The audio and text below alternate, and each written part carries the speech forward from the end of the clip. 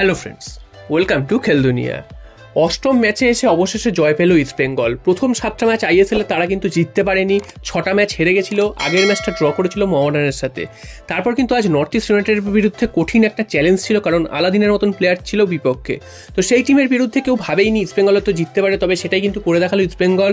তারা কিন্তু এই ম্যাচটা থেকে পুরো 3 পয়েন্ট তুলে নিল এবং নর্থ ইস্ট ইউনাইটেড যে ফর্মটা ছিল লাস্টের কয়েকটা ম্যাচে, সেই ফর্মটা আজকে কিন্তু একদমই দেখা যায়নি। তারা কিন্তু একদমই ব্যর্থ হয়েছে খেলতে, যার ফলে ইস্ট বেঙ্গল ম্যাচটা জিতে নেয়। একমাত্র গোল করেছেন ডেমেন্টাকোস, তো তিনি 23 মিনিটের মাথায় একটা হেড থেকে গোল করে চলে যান। সেই গোল শোধ করতে পারেনি নর্থ ইস্ট ইউনাইটেড। এরপর অসংখ্য সুযোগ পেয়েছিল নর্থ ইস্ট ইউনাইটেড, ইস্ট বেঙ্গলও বিক্ষিপ্ত কিছু সুযোগ পেয়েছিল, তবে কেউই আর কোনো সুযোগ কাজে লাগাতে পারেনি। শেষ পর্যন্ত ম্যাচটা 1-0 গোলে জিতে যায় ইস্ট বেঙ্গল। এছাড়াও কিন্তু দুটো রেড কার্ড হয়েছে ম্যাচে, প্রথমে নর্থ ইস্ট ইউনাইটেড দেখে, তারপর কিন্তু ইস্ট বেঙ্গল দেখে। এছাড়াও সারা ম্যাচ ছিল টান উত্তেজনাময় এবং ইস্ট বেঙ্গলের আজকে খেলা যথেষ্ট ভালো হয়েছে। অন্যান্য ম্যাচগুলো, আগের ম্যাচগুলো যেভাবে খেলছিল ইস্ট বেঙ্গল, দেখে মনে হচ্ছিল কেউ কারুকে চেনে না।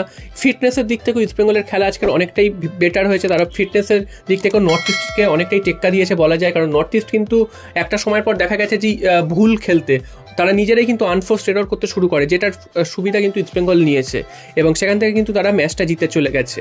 এবং এই ম্যাচ জেতার ফলে কিন্তু অবশেষে 4 পয়েন্টে এসে পৌঁছালো ইস্ট বেঙ্গল। যদিও এখনও তারা শেষ পজিশনেই রয়েছে, তবে এটা থেকে আত্মবিশ্বাস জগাবে আগামী ম্যাচগুলোর।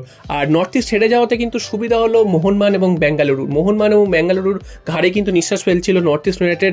আজকের ম্যাচটা জিতলে কিন্তু মোহনবাগান এবং বেঙ্গালুরুকে কড়া চ্যালেঞ্জ দিতে পারতো, তবে আজকের ম্যাচটা হেরে যাওয়াতে তারা কিন্তু আবার একটু পিছিয়ে গেল এবং পরের ম্যাচটা মোহনবাগানের বিরুদ্ধে নর্থ ইস্টের খেলতে হবে। সেই ম্যাচে খেলার আগেও কিন্তু একটা বড় ধাক্কা বলা যায়, কারণ লিগের লাস্ট বয়ের কাছে হার, সেটা কিন্তু একটা ধাক্কা দিয়ে যাবে নর্থ ইস্টকে এবং মোহনবাগানের বিরুদ্ধে খেলাটা কিন্তু তাদের পক্ষে সহজ হবে না। তো দেখা যাক মোহনবাগানের বিরুদ্ধে তারা ঘুরে দাঁড়াতে পারে কিনা। এরপর চলে আসি মোহনবাগানের খবরে। আগামীকাল চেন্নাইয়ের বিরুদ্ধে নামছে মোহনবাগান। তাদের সামনে কিন্তু লক্ষ্য আবার 1 নম্বর পজিশনে ফিরে যাওয়া, কারণ বেঙ্গালুরু এফসি আগের দিন মোহামেডানকে হারিয়ে দেওয়ার ফলে তারা আবার 1 নম্বর পজিশনে চলে গেছে এবং মোহনবাগানকে কিন্তু আগামীকাল জিততেই হবে। এই ম্যাচটা যদি জিততে পারে তারা কিন্তু আবার 1 নম্বর পজিশনে চলে যাবে। তো এবার প্রশ্ন হচ্ছে, মোহনবাগানের আগামীকালের ম্যাচে যেসব প্লেয়াররা চোট পেয়েছিলেন তারা কি খেলবেন, অর্থাৎ আশিস রায়, গ্রেগ স্টুয়ার্ট, এরা কি খেলবেন? এবং অনিরুদ্ধ থাপাকে আমরা দেখেছিলাম যে আগের দিন সাবস্টিটিউট হিসেবে নেমেছিল কিছু হাফ টাইমের পরে। তো অনিরুদ্ধ থাপা যে সুস্থ হয়ে উঠেছেন সেটা তো বোঝাই যাচ্ছে, তো অনিরুদ্ধ থাপা ম্যাচে থাকবেনি। এবার তাকে সাবস্টিটিউট হিসেবে নেওয়া হবে না প্রথম থেকে নেওয়া হবে, সেটা কিন্তু কোচের ডিসিশন। তবে গ্রেগ স্টুয়ার্ট তিনি কিন্তু আগামীকাল ম্যাচে কিন্তু প্রথম থেকেই থাকবেন, অর্থাৎ দিমিত্রি পেটারস তাকে হয়তো বেঞ্চে বসতে হতে পারে।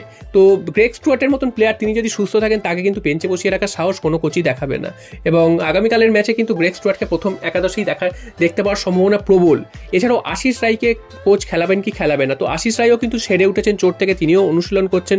তবে আগের দিন দীপেন্দু যে রাইট ব্যাক পজিশনে খেলেছিলেন এবং দীপেন্দু কিন্তু যথেষ্ট ভালো খেলেছিলেন 2-1টা ক্ষেত্রে ছাড়া। তো এবার দেখার যে আশিস রায়ের উপর ভরসা করেন না দীপেন্দুর উপর ভরসা করেন কোচ, কারণ দীপেন্দু আগের ম্যাচটা ক্লিন শিট রাখতে পেরেছিল, কোনো গোল খায়নি মোহনবাগান। তো আবার ডিফেন্সের চেঞ্জ হয়তো নাও করতে পারেন, সেক্ষেত্রে কিন্তু আশিস রায়কে বেঞ্চে হয়তো বসতে হতে পারে। আর যদি সেটা না করেন, যদি মনে করেন মলিনা যে প্রথম থেকে আশিস রায়কেই আবার নামিয়ে দেবেন, সেক্ষেত্রে হয়তো দীপেন্দুকে বেঞ্চে বসতে হতে পারে। তবে ডিফেন্সে কিন্তু খুব একটা কাটাছেড়া করবেন না বা চেঞ্জ করবেন না, কারণ আগের ম্যাচটা মোহনবাগান ক্লিন শিট পেয়েছিল। তো চেন্নাইয়ের ম্যাচটাও যে মোহনবাগানের জন্য খুব শক্ত ঘাট তেমনটা কিন্তু নয়। তবে হ্যাঁ, এরকম যদি হয় যে ইস্ট বেঙ্গল যেমন আজকে জিতে গেল নর্থ ইস্টের বিরুদ্ধে, এরকম একদম তাদের আত্মবিশ্বাস তলানিতে ছিল, সেই অবস্থায় নর্থ ইস্টের মতন একদম আত্মবিশ্বাস তুঙ্গে থাকা দলকে হারিয়ে দিল, তো সেরকম যদি হয় সেক্ষেত্রে কিন্তু 50 মুখে পা কাটবে মোহনবাগানের এটা হোম ম্যাচ। তো এই ম্যাচ থেকে মোহনবাগান পুরো 3 পয়েন্ট নিয়ে আসবে, সেটাই কিন্তু মোহনবাগান সমর্থকরা আশা করবে এবং মোহনবাগানের এই মুহূর্তে যা সাম্প্রতিক ফর্ম রয়েছে সেখান থেকে 3 পয়েন্ট নিয়ে আসাটাই কিন্তু স্বাভাবিক। তো চেন্নাইয়ের ফর্মও কিন্তু খুব একটা ভালো না, গত ম্যাচেও তারা কেরালা ব্লাস্টার্সের বিরুদ্ধে কিন্তু 3-0 গোলের ব্যবধানে হেরে গেছিল। তো সেদিক থেকে দেখতে গেলে চেন্নাইকে মোহনবাগান কিন্তু হারাবে, এটাই কিন্তু প্রত্যেকটা সমর্থক কিন্তু বিশ্বাস করে। তো দেখা যাক শেষ পর্যন্ত চেন্নাইয়ের বিরুদ্ধে জয় তুলে আনতে পারে কিনা মোহনবাগান।